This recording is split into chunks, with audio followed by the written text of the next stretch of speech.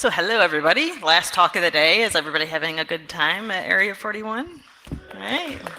Yeah, so I'm super happy that they invited me to come speak here. This is my first time in Europe.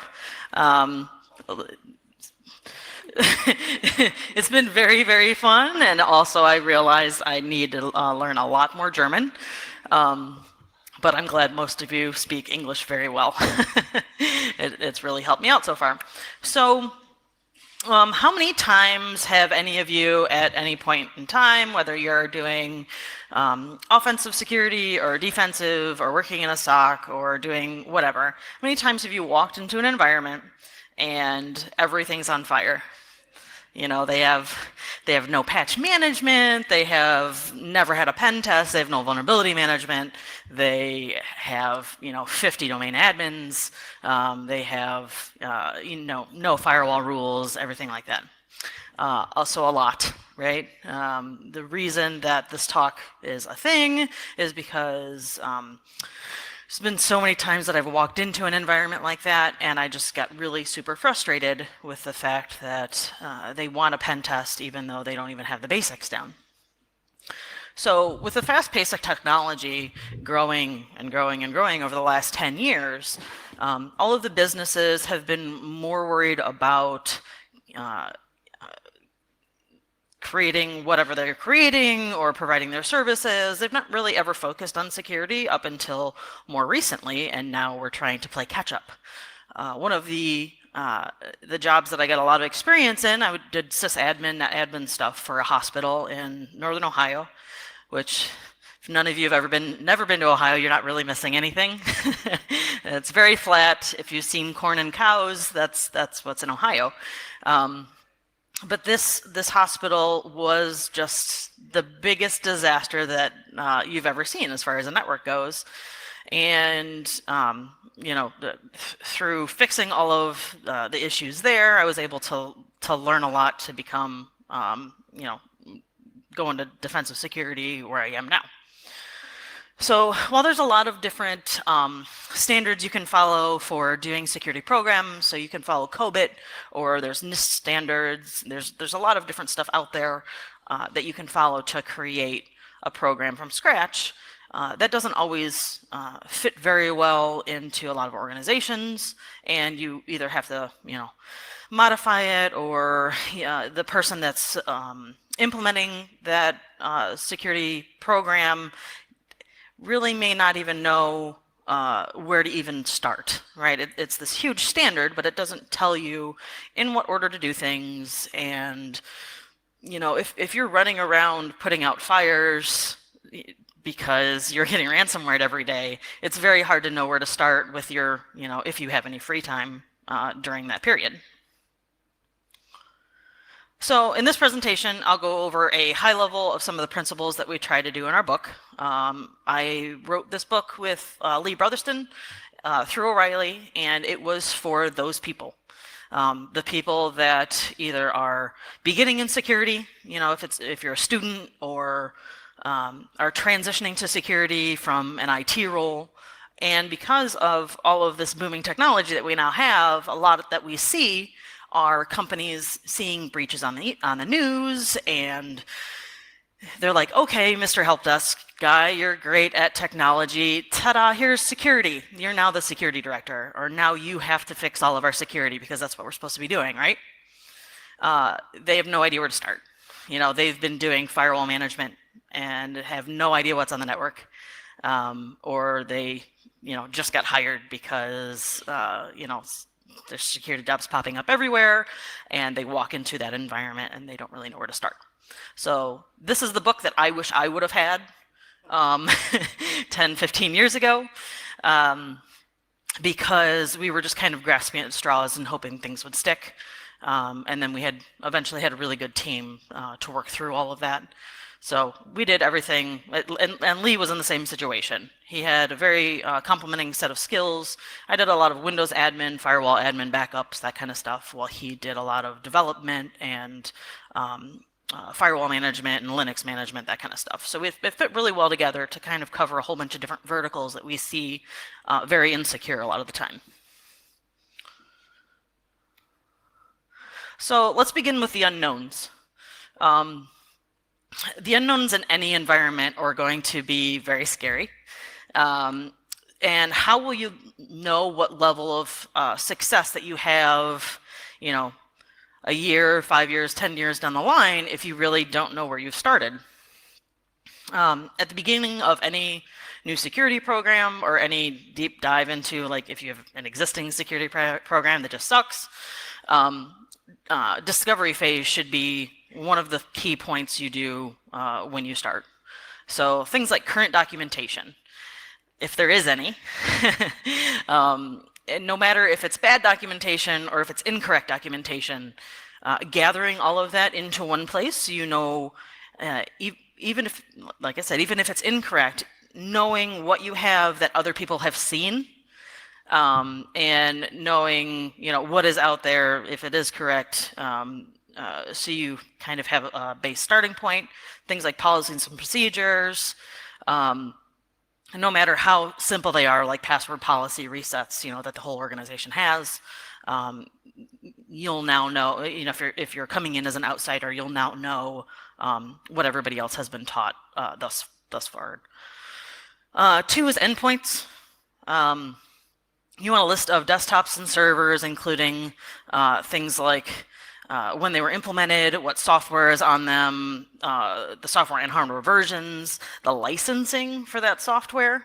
There's nothing worse than, you know, someone leaving or just forgetting about software licenses renewals that are coming up, and you finding out that you've now been running a software package that has been out of warranty or out of support for years because you haven't gotten in the licensing emails. What's your internet footprint? So what does Shodan see, right? I mean, I'll go into that a little bit later, but you should not really have much on Shodan. I've had so many customers where I've gone and tried to help them realize that their 3/18s shouldn't all be showing up. Or they've, you know, publicly addressed all of their desktops on the inside of their network, and all of those show up. So knowing what the rest of the world can see in your ingress and egress points is very helpful. You'll know, you know, where your threats are coming from, what perimeters you have to secure. Networking devices, so routers, switches, APs, IDS, IPS, if there is one. A lot of people don't have that. And what's happening over the network. There's a great free program I've used a couple times before called NetDisco that I've implemented several times now. And it is free and open source, and all it does is pull all of your shit over SNMP, and it brings it in this great, nice graph, and will tell you what device is on what port, on what switch, and what software and firmware devices, that everything is in the network. Ingress egress points I already kind of talked about, and the contacts for those points. So if you have a cable provider, you know, knowing who to contact if something happens to that cable line, or if you have to contact them for any other reason, having that in your documentation is also a good idea. And then external vendors, especially if they have remote access. A lot of people cannot tell you who has access to what externally on their networks, which is very scary. Just like any other department, there are virtues in having the correct staff and the correct teams in regards to security. So you'd want to open up cross-team communication, have teams like, well, you're going to have an executive team, or hopefully you have an executive team. Having somebody on that team that knows a little bit about technology is always very helpful and hard for some people to gain.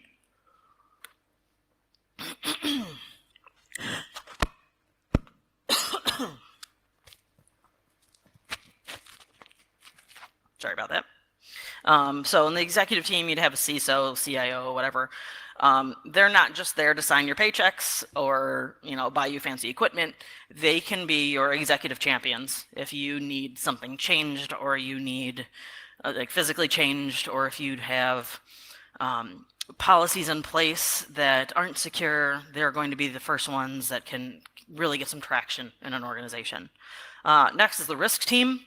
A lot of organizations already have risk teams for actual, like their business risk. They don't really include security in that risk, and they should. Whether you already have a risk team and they're taught about security and given a little bit of a security mindset to know that that should be built into whatever risk model they have, or you can have a security role within that risk team. Let's see here. Next is security team. Obviously, that's why we're all here. Auditing team. It's always a good idea to have a system of checks and balances. Several times also, I've had customers that have had like net admin, security admin, or whatever, saying everything's fine.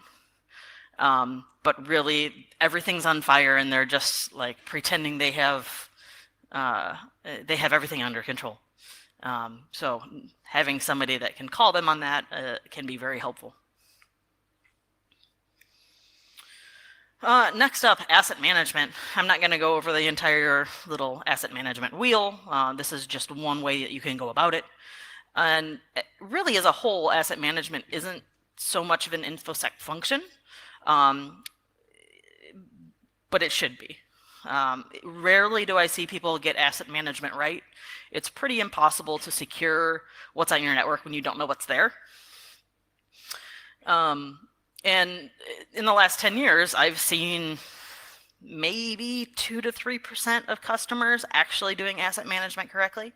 For a long time, I did like SIM management. I did a lot in Splunk, and any of our customers that would have to like give us their information when we were setting up Splunk, out of that 3 years, I had one customer when I asked what their domain controllers and DHCP servers and all the other application servers, all that. One person, when I asked for that stuff, they had it ready, which it was very impressive. Kind of knocked me back. I was just in awe, almost cried. But how can we get some of this information if you're starting from scratch? Things like ARP cache and switches, DHCP, Nmap commands, PowerShell, SNMP, WMI, if you have a vulnerability management software that can scan, all of that can kind of come together to give you a main list. And that is the list that you're going to want to go off of. Something that can be scripted and automated and is your golden list. Hopefully it's not in SharePoint, because swear to God, if I see another asset management list in SharePoint, I'm going to scream. So a lot of life cycle stages between delivery and decommissioning that you have to worry about. So knowing where your assets are coming from. So if you have like shipping and receiving that are getting assets in, sending them to different departments, and they're just plugging in into a network jack.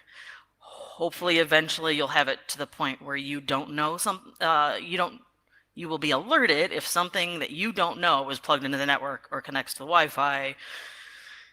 A lot of times that doesn't happen as well.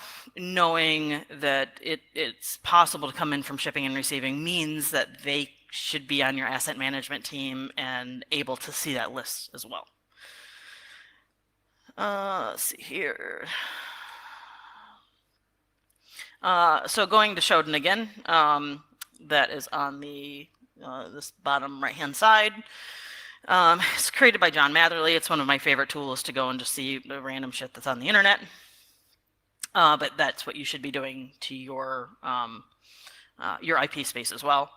Up here on the upper left-hand side is a tool called OSINT Framework. It's actually a website, osintframework.com, and it will gives you a whole bunch of different ways you can perform OSINT, which you should be doing against your own employees, your own devices, your own, whatever. Anything that you would do to attack a client, you should be doing for your own network. I've also started to do this before I take jobs. because you then kind of know maybe what you're getting into. If you can see, there's 30 devices on that company's network that have just RDP open to the internet, you might not want to take that job if you really don't want to go gray earlier. Buildwith.com is very helpful if you don't really have the control in your web presence. You can see what vulnerabilities you have out there based on what it's built with. It'll tell you like it's running Apache version whatever, and that gives you a little bit of idea of those assets as well. ReconNG is a tool written by Tim Tomes, and it's kind of used like Metasploit.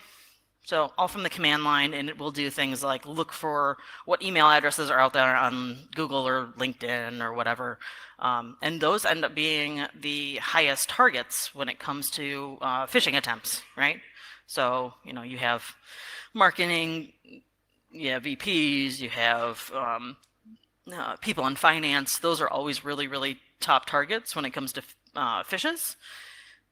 You will know who those top targets are based on whose email address is out there on the internet, because that stuff is super easy to script, and that's where the script kiddies are going after, and that's if there's an active attack, that will be in their list as well.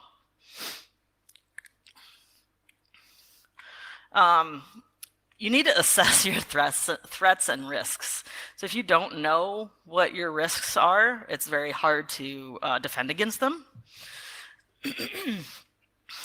Things like, so hopefully there isn't anybody that does like GRC risk compliance stuff in the audience, because I'm not going to really cover this very much in depth. But it's often split up into 4 different steps. Identify, assess, mitigate, and monitor. So identifying, organizations should be concerned with identifying the large risks posed to them, either if it's their if it's a banking specific risk, or if it's things like ransomware, which everybody is usually concerned about. You want to take into account internal and external vulnerability scans, firewall rule audits, and all of that will kind of lend a larger picture to the type of overall risk that you're exposed to. Second is assess. So you can, after those risks have been identified, you want to assess them to determine if they actually apply to the particular environment. There's nothing worse than having alerts come in for, you're being attacked with this Apache Struts vulnerability thing from the internet when you don't have Apache running. 3 is mitigate. So mitigation of risks is kind of the meat and bones of why we're all here. And the purpose of the majority of this talk and the book is mitigating all and defending against these risks. Options include avoiding, remediating, which we want to do both of those first off, and then transferring, or finally accepting, which that makes all of us shudder, is when people just accept the risk. And then 4 is monitor. You want to keep track over time with like a scheduled quarterly or yearly review meeting. Throughout the year, a lot of changes are going to happen to the network, and it's going to affect the type of data that you have. It's going to affect what you're in, all of those things that we already talked about finding. It's going to possibly affect all of that, and you want to take that into account with these reviews when it comes to your risk. I like to recommend this as a first technical step. So starting a security program from the ground up can be extremely daunting. With so many different facets to consider, the more initial thought and planning that's put into the creation of that program, the easier it will be to do in the long run. You're not going to want to do things for the sake of routine, or because with the mindset of we've always done it this way.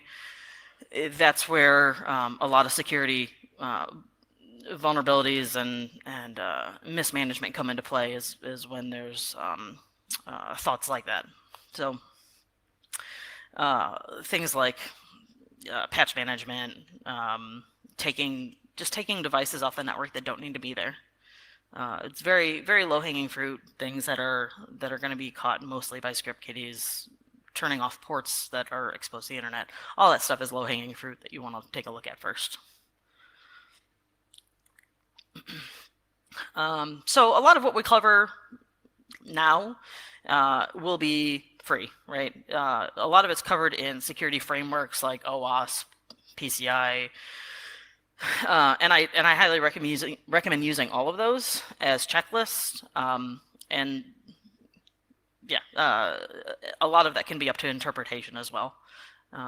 Things like PCI and HIPAA and all of the other compliance frameworks that are out there sometimes get a lot of flack, but it's very hard to have an overall list that works for everybody. And a lot of what they recommend, like the CIS security controls, a lot of what they recommend can be implemented for free. Not necessarily when you have to consider in your time, but the technologies themselves, you don't have to have a giant security budget to do. So first up is segmentation and networking. Things like access control lists. Oh my God, what a concept. How many times have I seen people not filtering their traffic outbound? And trying to convince people to filter their traffic in general seems to be a huge struggle sometimes. They're like, oh, well, all threats come from the outside, so why should I have to filter anything outbound? People are just accessing websites, right? It's very hard to kind of get in the mindset that the threats can be on the inside as well. Geo-blocking. Most of our US customers block China, Russia, Netherlands. So sorry if any of you need to access any of my customers' websites, you might not be able to. But that's where a lot of the threats come from. If right now I do a lot of stuff in a different SIM for my company, and even though we have only US customers that are doing business only with other US customers, 90% of the hits on their firewall are coming from China. Turning on geo-blocking will pretty much automatically stop all of that and just drop it dead, and you don't have to worry about that as a risk anymore, unless they're VPNs, all that kind of stuff, but all the automatic stuff anyways. Segmenting with VLANs, one of the largest complaints and the most often I see on pen test reports and vulnerability scans, whatever you want to call them, is the fact that there's a flat network. Anytime that there's malware that spreads throughout a network, it's because they have one VLAN and everything is on it, and it's just traversed their network like that because they have nothing else in place. They have, not only do they not have VLANs, there's no access control between the VLANs, or there's like one firewall that is still allowing everything outbound, and sometimes everything inbound, which is also scary. Role-based servers. So things like not having a domain controller also be a SQL server that is the back end to your external facing website, which has happened because you don't want any additional stress on your primary roles. If you're in a Active Directory domain, you don't want that Active Directory server to do anything more than what it's supposed to be doing for resources purposes and for security purposes.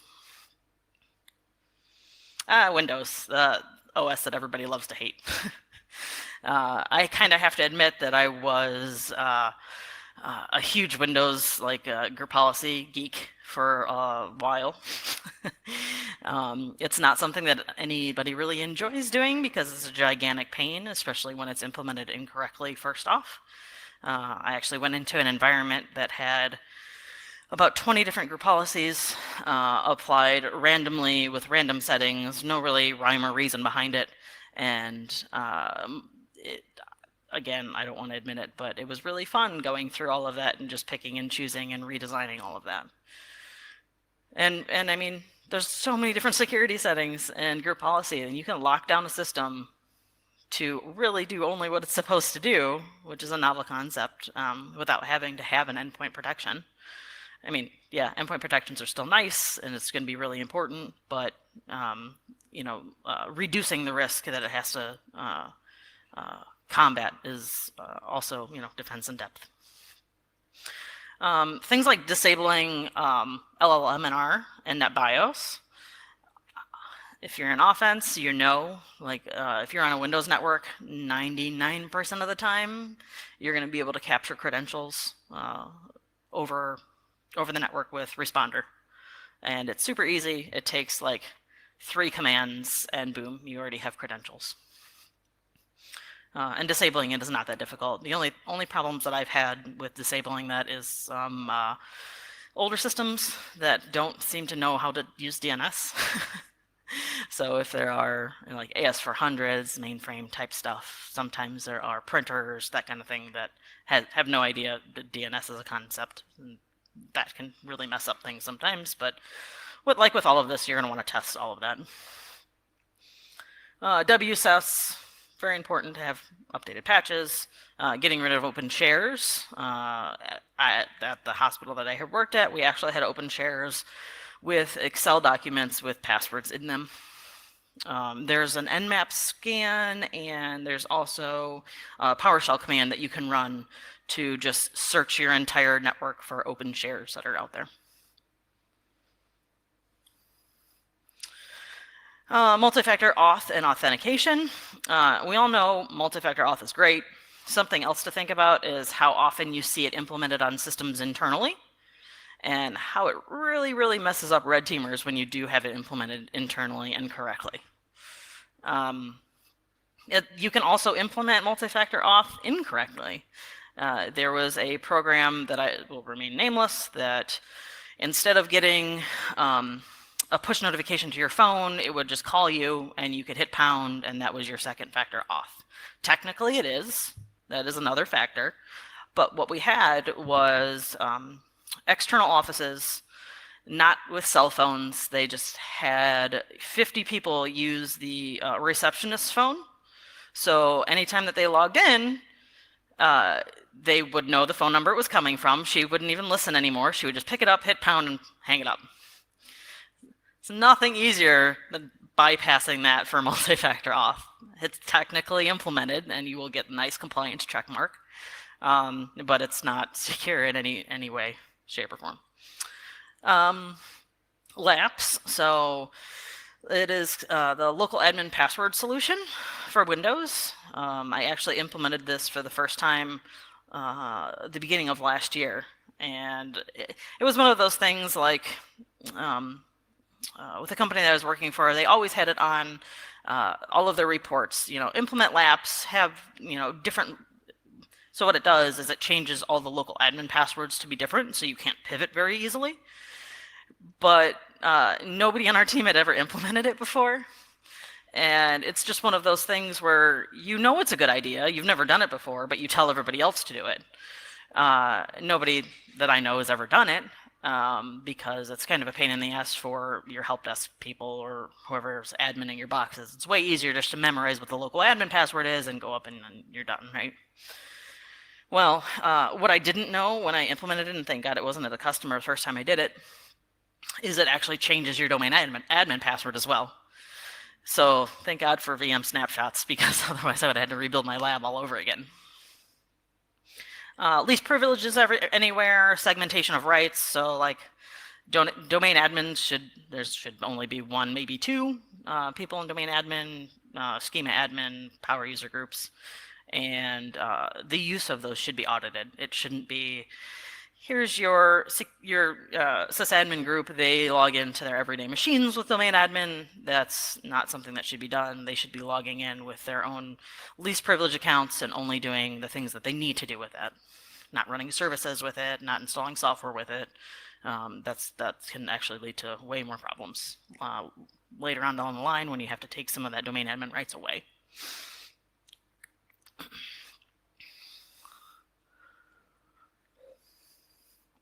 So a little bit about system hardening.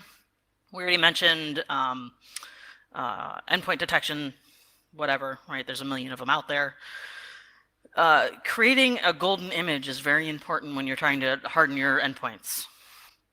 I recommend a lot of times, if it's a Windows box, that you should, NIST has some already pre-hardened policy out there that you can download and install.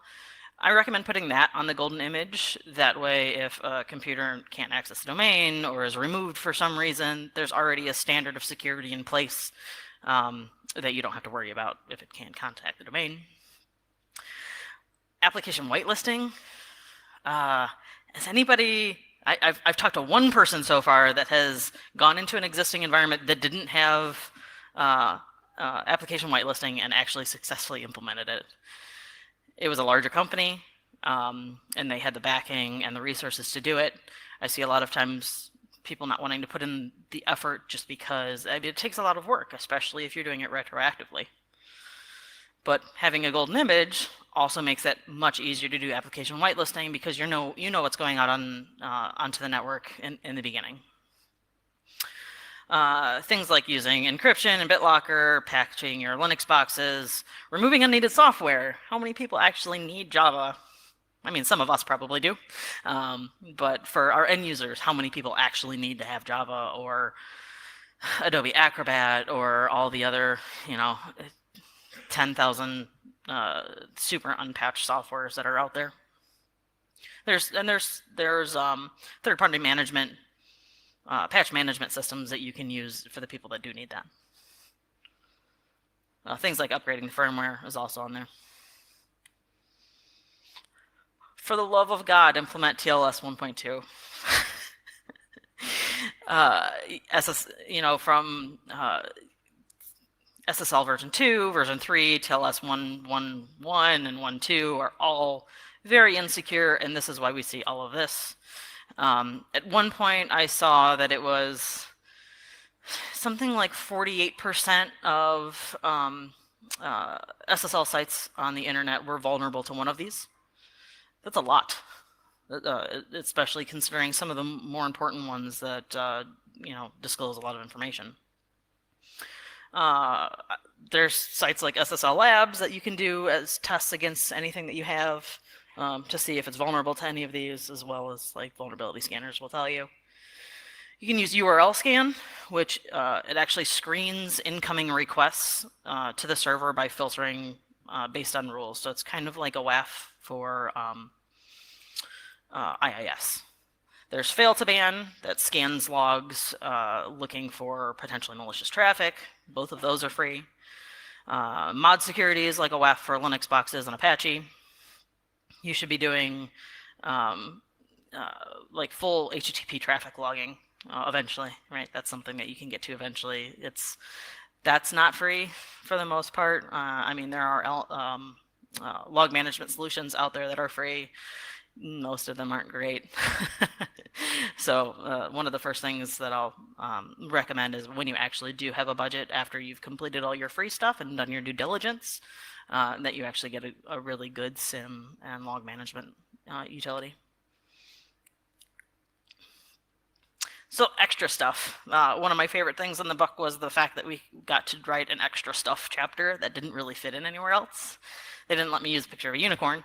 But it was stuff like blocking DNS zone transfers from anything that's not your own DNS server, because attackers can use that to gain inside information into the network and what domains you use. Close open mail relays. This isn't so much of an issue now that people have started to move to Google Mail and Office 365 and everything in the cloud, because I don't think it's really possible to have an open mail relay at that point. It was usually all of the Exchange admins that were out there just popping their Exchange boxes on the internet and not configuring them with anything. And they were just open to send email out to the rest of the world, no matter who you were. And it gets you on blacklists super quick.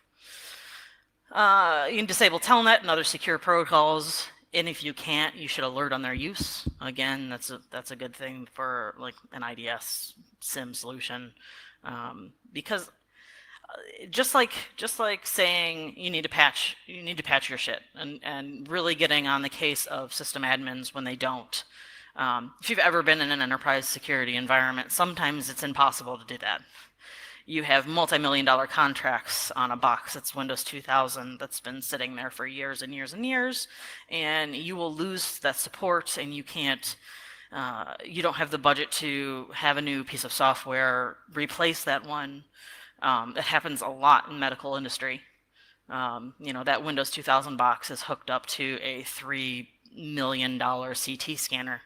And you can't replace that CT scanner right now, and you can't replace the box, and you can't update it because then it will break. You don't want to brick a CT machine. DNS servers should also not be openly recursive. Some other extra stuff shown here is that tool that I mentioned earlier, that NetDisco. It shows you the name of the port, what VLANs they're on, what's actually connected. You can run reports, and it's a great free tool. Don't forget your printers. Anybody ever remember when all of the Nazi stuff got printed out from what's his face to a bunch of the printers on the internet? You don't want to forget your printers. A lot of red teamers that I talk to actually will get domain admin creds off of printers quite often. You want to locate and destroy plain text passwords. Turn off your open Wi-Fi. When I worked at that hospital that was the gigantic disaster, I got a call from the help desk saying, hey, there's a lady that can't connect to the wireless. We can't figure it out. Can you help her? Talked to this lady. She was actually down the street. She had been using our Wi-Fi for years and now couldn't connect anymore. So you'll find out real quick people that shouldn't be using your Wi-Fi if you actually secure it how you should be. And instead of, NIST came out with the new, you shouldn't have to change your password now very often if it's of a certain length, and they're changing all of their standards when it comes to what you should be doing for your password security, right? Instead of worrying about that, I've done my best to start preaching password safes and the use of those either across the organization. There's a lot of good tools out there that you can do role-based password management and not have people having them on sticky notes and all the other problems that we always see with passwords, and password reuse right outside of an organization as well. Oh, I have to hurry up. I have a lot more slides left. So now we've gone over quite a lot of information that can mostly be implemented within the first year of the security program. Once those threats and risks have been identified and assessed, you also should prioritize them. You don't want to always take tools like vulnerability management or an outside vendor's recommendation when it comes to prioritizing these, because what might be a priority one in any other system may not be because of compensating controls where you're at. So it's a good idea to put a lot of thought behind your prioritization, and that can differ greatly from organization to organization. Create some milestones, things like separate them up into tiers. So tier 1 will be quick wins that you can just do now. Like I said before, turning on some firewall rules, taking some stuff off the network. Tier 2, like this year, what can you accomplish in the next 365 days that isn't going to make huge disruptions, that isn't going to be a complete redesign of your entire network. It's not going to cost a lot of capital money. What can you do in that year? Is the next step that you want to take. Next year would be tier 3. So in the next 2 years, what can you accomplish? Good examples are like implementing two-factor auth, upgrading major systems, major device replacements. So like any head-end equipment, whether it's like main firewalls or your Wi-Fi access or whatever. And then tier 4 is long-term. A lot of times this stuff will take years and years to accomplish, especially like I said, with that CT machine. That might just be a year 5 goal. You're going to have to put compensating and controls in place to deal with the fact that you can't do anything with that Windows 2000 box. And like new data center builds, you're not going to be able to spin up a new like DR site like that either. Oh, another thing, it's really good to tie those milestones to critical controls, or if you're under any compliance standards, because then you can say, hey, I have to do this because otherwise I won't be PCI compliant. And then you want to work with your stakeholders.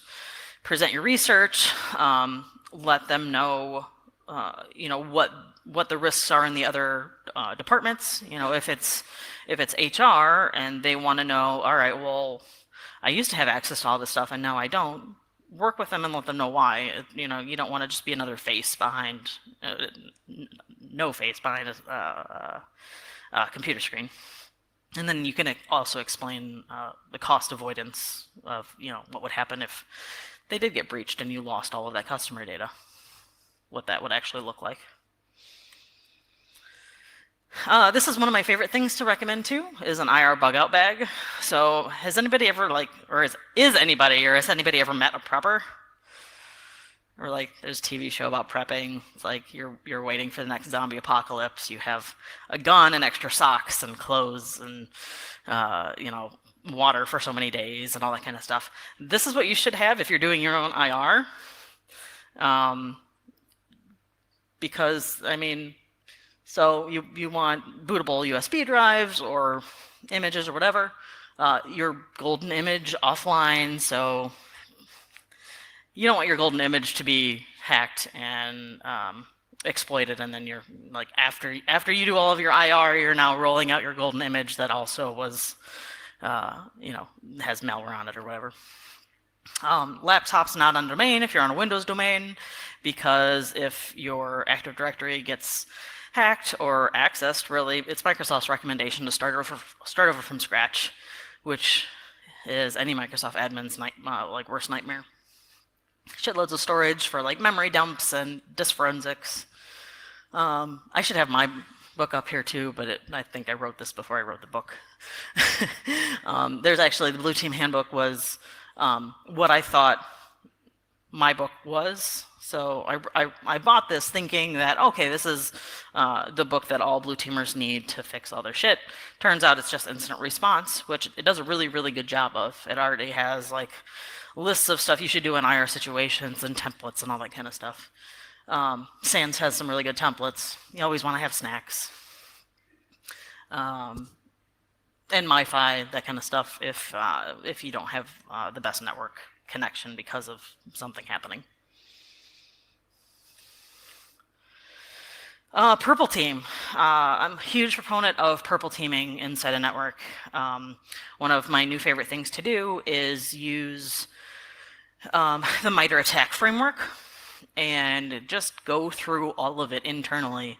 If you ever use a Kanban tool, it's very nice to put all of the MITRE ATT&CK framework in internally and see what you can detect on your own network and see what you can break on your own network.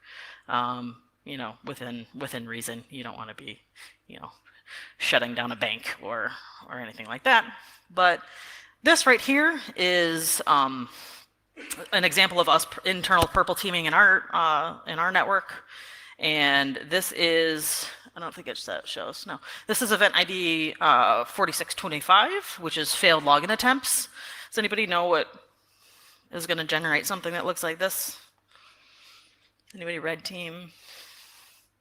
So this is an SMB brute force and Metasploit, and it has different thresholds, right? There's different speed settings. It's 5 to 1. 5 being, I think it's 5 being the most aggressive. Yeah. So this is 5, 3, and 1. This is just brute force SMB password attempts. This is something that is extremely easily detected if you're doing your log management correctly and you have that log coming in. The first one being the default that I've always seen red teamers use. They're wanting to do as fast as possible because nobody ever detects this. The second one, it's going to take them a little bit longer, and the slowest speed setting they're never going to really do because otherwise it's going to take them months to finish their attack if it's somebody malicious, or their report if they're doing it on purpose. Let's see here. A couple things I already talked about. Using Responder if you haven't turned off LLMNR. You can see how easily that works on the inside of the network. Metasploit, Nmap, Masscan, any of the free tools that are out there. There's a million different things you can do internally to Red Team that it doesn't really impact day-to-day operations. Not just compliance, but secure compliance. Again, like that two-factor auth program that was implemented, it was compliant, right? They were definitely PCI compliant in that case, but it wasn't secure. So having some secure thought behind the compliance. Compliance isn't bad. It's really good to use as a standard sometimes if you know what you're doing and can put some like intelligent design behind it. And then show me the money. Do we have a budget yet? After you've done all of that due diligence, you should hopefully get a budget if you don't have one already. And everything that we had gone over, yes, it's going to take a lot of time, but it's also free. Things like buying a real vulnerability scanner, getting an expensive SIM, a lot of the IDS, IPS that are out there that are free are good anyways. Two-factor auth, advanced cyber buzzword, blinky boxes, password safe, stuff like that. Anything that's going to cost you a large license. Endpoint protection is always a high license that's up there. I could probably talk for a long time about logging. I'm just going to show you a little bit here, though. This is what I talked about earlier. The first one's Netherlands. This is just one of our customers over 24 hours where all of the external traffic was coming from. They only do business in Michigan. It's like a sandwich shop. They're not selling sandwiches to the Netherlands, I guarantee it. So turning on geo-blocking for the top, they could do all of those. So let's see here. It's Switzerland's number 3. Some of you are wanting sandwiches really bad, I guess. China, Russia, all that kind of stuff. This is another thing that I got from a friend of mine that runs, if you've ever seen the Windows logging or Linux logging cheat sheets, this is Hacker Hurricane's thing. This is advanced file auditing.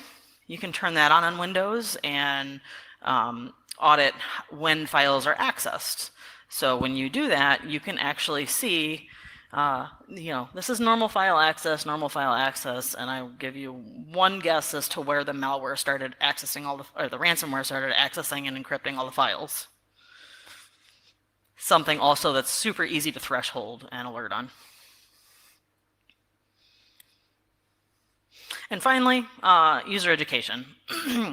This is from that same hospital after we had already fixed so much stuff.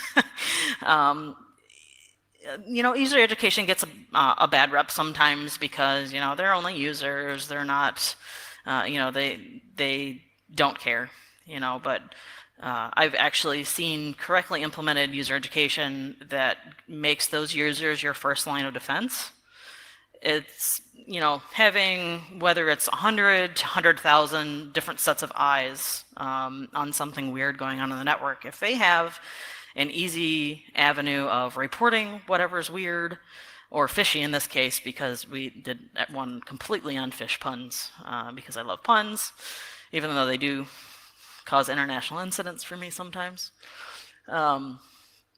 It's very important to have those users kind of on your side, because it's not just our job. For security, it's everybody's job. And if they can say, yeah, I had to type in my email address and password twice to the site, and I normally only have to do it once. Something like that is going to really aid in the how speedily you go through your IR in an incident like that. So in summary, we've just covered a whole lot of stuff very generally. And again, this wasn't meant to be dropping O-Day talk or some incredible threat research, because that's not really what's needed in the majority of cases, right? A lot of what we see is the same shit that we've seen in the last 10 years. And that's exactly what this talk is for. That's exactly what the book is for. It is for, trying to make it a little bit more difficult for all of us to break in, or doing blue team stuff. I would love to do cooler shit as opposed to just the same recommendations over and over and over and over again. If we can improve that security standard across the board, that was our big and lofty goal. And we're doing good so far. I think having the porcupine is great for, in general. It was a lot of people asked me if I got to choose the animal. And no, I didn't. I could have, but we spent way too much time going back and forth trying to figure out what it should have been. And they're like, here, have a porcupine. So that's why there's porcupine on the cover. And this is me. That's my Twitter handle, co-author, co-host on Breaking Down Security. Breaking is spelled correctly because the other co-host's last name is Brake, B-R-A-K-E. I've heard of people that don't want to listen to the podcast because they thought we spelled breaking wrong. I blog and I love unicorns and I have 3 awesome kids. And I don't know if I have time for questions. We got a couple minutes. Okay, all right. So if there's any questions, if not, you can catch me later on. Just don't speak German to me, I guess.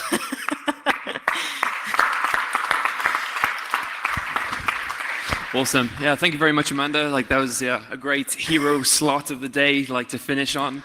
If anyone has some questions, that'd be great. We still got a couple minutes before the barbecue starts, so let's get in on that. Thank you so much for the talk. We should have had your book 10 years ago. Right? When I had to do something similar 10 years ago, I didn't start out with any of that. I started out with security policy, and in retrospect, it may not have been the best idea, but where does policy fit into all of the practical recommendations? Do the practical stuff first, do the policy, some balance? I think balance, definitely. If you have bad policies, I think starting by fixing those should be at one of the first and foremost things that you do. A lot of times people don't have time for policies. Like I said, they're running around putting out all of these fires, whether it's ransomware or not knowing they had an attack, but their intellectual property just ends up somewhere on the other side of the world. Policies aren't fun. Procedures aren't fun. I mean, there's very, very few percentage of people that enjoy writing those. I'm not one of them. There are a lot of free templates also out there online that you can just kind of download their policy and oh, look, this is the password policy that we're supposed to be using, or this is the login policy that we're supposed to be using, and you just rebrand it with your name. That will save a lot of time and effort for people that already have a lot of more important things to do. Cool. Any more questions? No? Everyone pretty hungry for dinner, I guess, huh? Cool. Thank you, Amanda, so much again once more as well. Yeah, please.